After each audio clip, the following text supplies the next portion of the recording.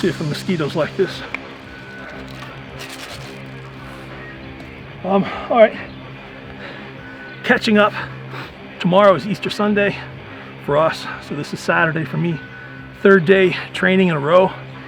Also, last 3 nights I've done 30 minutes on the rower, and then last night before going to bed had some serious stomach issues that has not stopped all night long and all day. So my legs are kind of like jello and I'm running kind of on empty. And on top of that, when I went to leave, I thought, man, it's a hot day.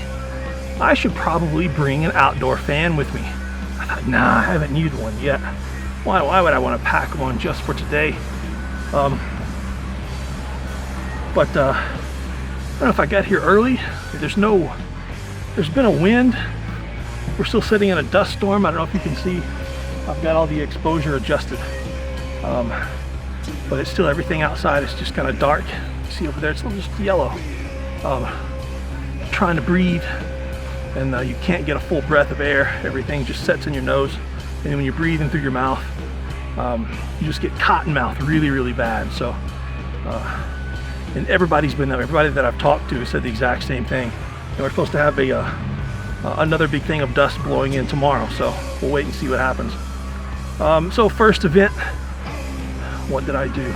I wanted to do an arm over arm with my new bands. Left my new bands at home. Can't believe it. So first event, what the heck was my first event? Sandbag. Sandbag toss is a great one just to get warmed up and moving on. I'm still working on when I sink down to keep my back in a straight position and to get the weight on my heels when the bag is at its farthest position back.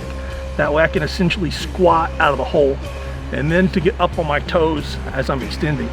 I don't think I did that on any of my sets, but I think I figured out what I was doing wrong about halfway through, and I made some adjustments and at least got better. So what else can you ask for except for making progress? I'm using great caution on my bicep. I was afraid to really extend and really pull, and then I know I'm dehydrated. I know it's hot, so I didn't want to pull a hamstring or a quad or anything like that. So the last couple of sets I put a little more effort into it, and I think it showed a little bit. We'll wait and watch on the video. You guys have already seen if it looked better. At least I didn't smash my camera though. Next event, I worked on the Husafell stone and the Spud Inc. Denny carry. It's about best I can call it. Once again, I'm working on trying to get my spine into a centered position, get the Husafell stone in a better position on my body, not bother my bicep, and be able to walk without pain and without completely setting my hamstrings on fire. I think I did that on several of the sets. I got a little bit better position on my body, got it closer to me, got my hands in a little bit better position, and it didn't totally light up my hamstrings. So, I'm getting better at it. I mean, obviously, as light as it is, it's not like a strength issue. So I'm getting technically better. I'm getting more efficient, and my back is feeling a little bit better in that pattern with that weight. Obviously, I think once I add weight, it's probably going to change everything for me. But I've got time. I got plenty of time. With the Denny carries, I really felt that a couple of times. I felt it on every carry a little bit in my left bicep. I'm not for sure if it was a twist, a turn, a thumb, a pinky, the rolling handles, what it is. But most of those sets I felt a little bit more than I would like to in that bicep. But I made all of them. And I pretty much kept that centered spine while getting my hips to make the walking for me. So after that, it really hit me that there was no wind and there was no shade outside at that point. So I got inside, covered myself in water, and got under a fan. And I sat there for about 6 or 8 songs, just trying to cool off. So came back out what we just ran through with the, what are they called?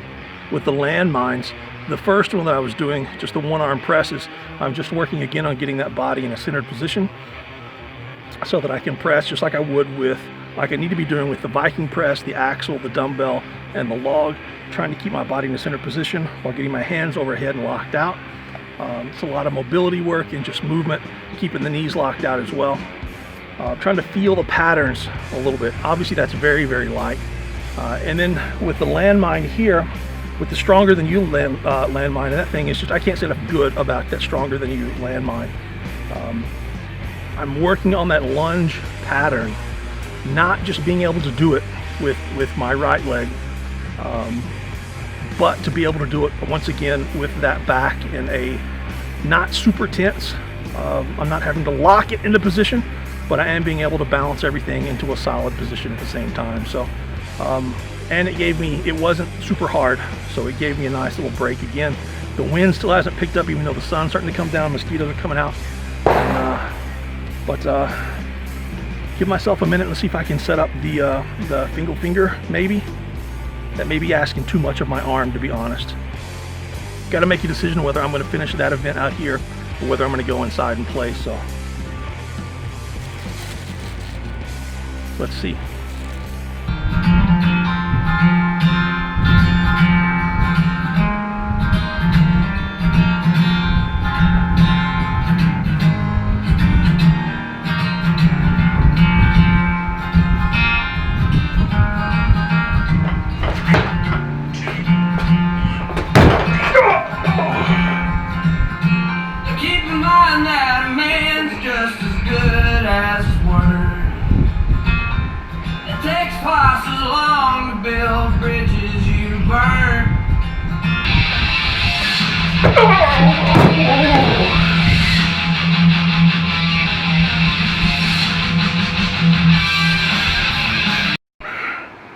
Recording.